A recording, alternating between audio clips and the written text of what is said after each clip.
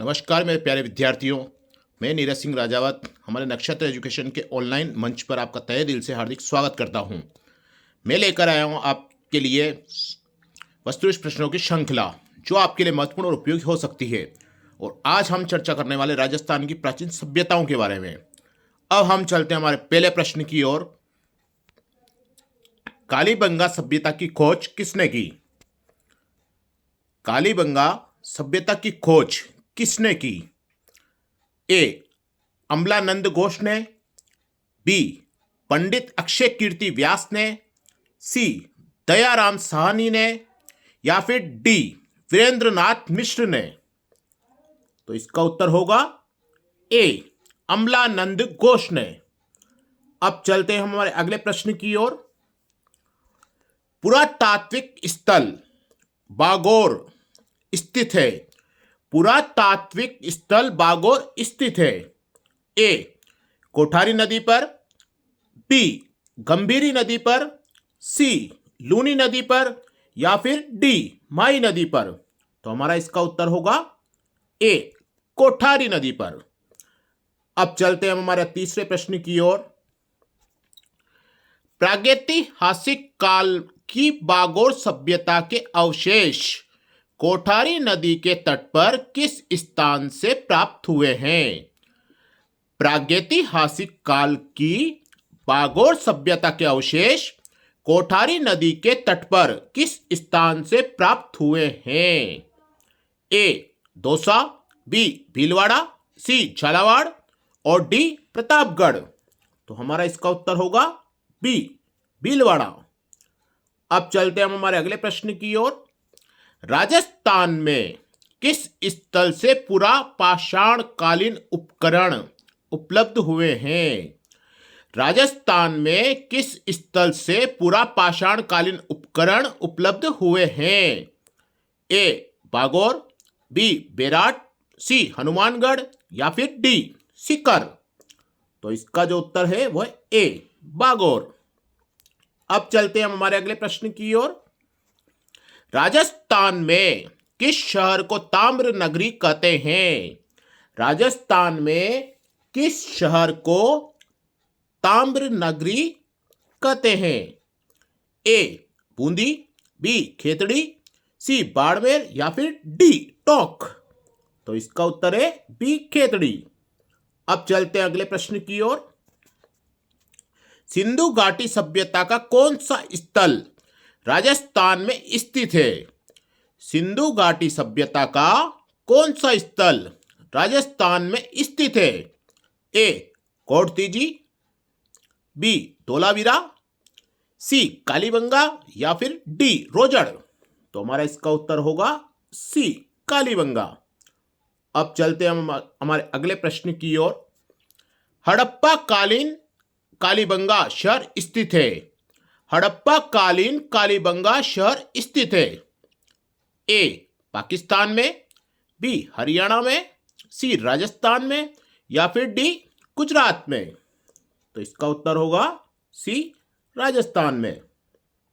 अब चलते हैं हम हमारे अगले प्रश्न की ओर। राजस्थान में इन पुरातात्विक स्थलों में से कौन सा स्थल सिंधु घाटी सभ्यता का भाग नहीं था? राजस्थान में इन पुरातात्विक स्थलों में से कौन सा स्थल सिंधु घाटी सभ्यता का भाग नहीं था? ए. करणपुरा, बी. कालीबंगा, सी. बिंजोर, या फिर डी. आहड़। तो हमारा इसका उत्तर होगा ए. करणपुरा।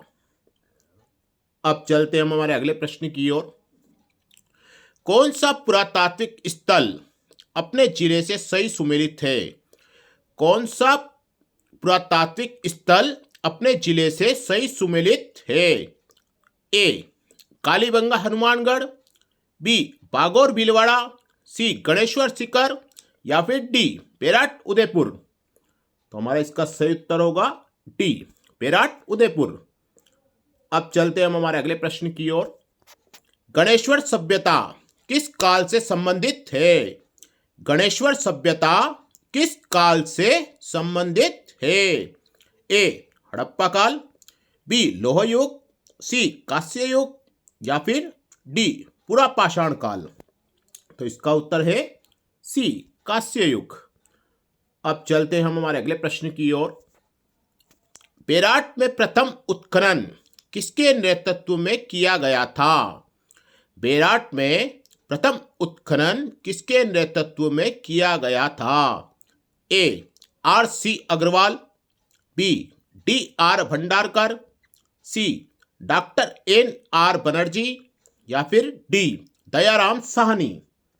तो हमारा इसका जो उत्तर होगा वो है दयाराम साहनी। अब चलते हम हमारे अगले प्रश्न की ओर। आहड़ के विषय में निम्नलिखित कथनों में से कौन सा कथन असत्य है? आहड़ के विषय में निम्नलिखित कथनों में से कौन सा कथन असत्य है?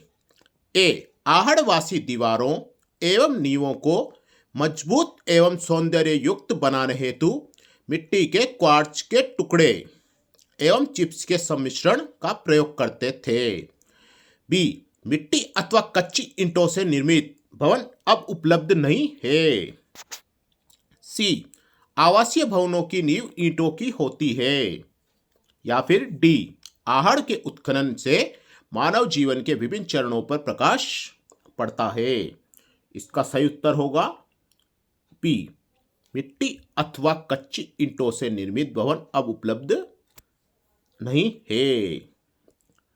अब हम चलते हमारे अगले प्रश्न की ओर। जूता हुआ खेत के प्रमाण निम्न में से किस पुरा स्थल में मिलते हैं? ए कालीबंगा, बी बेराट, सी आहड़ या फिर डी गणेश्वर। तो हमारा जो इसका उत्तर है वो है कालीबंगा। अब चलते हम हमारे अगले प्रश्न की ओर। निम्नलिखित में से कौन सी वस्तु आहड़ सभ्यता के स्थलों से संबंधित नहीं है? निम्नलिखित में से कौन सी वस्तु आहड़ सभ्यता के स्थलों से संबंधित नहीं है? ए कृष्ण लोहित मृत भांड, बी चित्रित धूसर मृत भांड, सी चावल या फिर डी तांबे की वस्तुएं। तो इसका जो उत्तर होगा हमारा वो है चित्रित धूसर मृत भांड। अब चलते हम हमारे अगले प्रश्न की ओर। निम्नलिखित में से राजस्थान का कौन सा प्रागैतिहासिक स्थल ताम्र पाषाणिक काल से संबंधित है? प्रश्न ध्यान से पढ़ेंगे। निम्नलिखित में से राजस्थान का कौन सा प्रागैतिहासिक स्थल ताम्र पाषाणिक काल से संबंधित है? ए तिलवाड़ा, बी बूढ़ा पुष्कर, सी बालाथल या फिर डी बागोर। तो इसका उत्तर होगा सी बालाथल। अब चलते हम हमारे अगले प्रश्न की ओर। कालीबंगा में प्राप्त चबूतरे निर्मित हैं। कालीबंगा में प्राप्त चबूतरे निर्मित हैं। ए लकड़ी से, बी मिट्टी की ईंटों से, सी पत्थर से या फिर डी लकड़ी व धातु से। तो हमारा जो इसका उत्तर होगा वो है बी मिट्टी की ईंटों से। अब चलते हैं हमारे अगले प्रश्न की ओर। निम्नलिखित में से किसने बालाथल का उत्खनन किया? निम्नलिखित में से किसने बालाथल का उत्खनन किया? A S R Rao, B B B Lal, C K N Puri और डी वी एन मिश्रा। इसका उत्तर होगा वी एन मिश्रा। अब चलते हम हमारे अगले प्रश्न की ओर। राजस्थान में पशुपालन के प्राचीनतम साक्ष्य कहाँ प्राप्त हुए हैं? राजस्थान में पशुपालन के प्राचीनतम साक्ष्य कहाँ प्राप्त हुए हैं? ए कालीबंगा, बी गणेश्वर, सी आहड़ या फिर डी बागोर। तो इसका उत्तर होगा डी बागोर। अब चलते हम हमारे अगले प्रश्न की ओर। ताम्रयुगीन स्थल जाडोल कहाँ स्थित है? ताम्रयुगीन स्थल जाडोल कहाँ स्थित है? ए चित्तौड़, बी नागौर, सी उदयपुर या फिर डी जालोर। तो इसका उत्तर होगा सी उदयपुर। अब चलते हम हमारे अगले और अंतिम प्रश्न की ओर।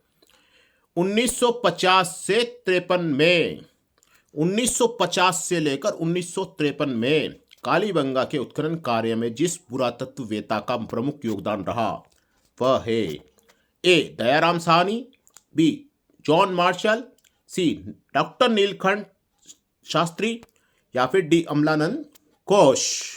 तो इसका उत्तर होगा डी अमलानंद घोष। ये थी हमारी आज की प्रश्नों की श्रृंखला। हम फिर मिलेंगे अगले नए टॉपिक के साथ। धन्यवाद।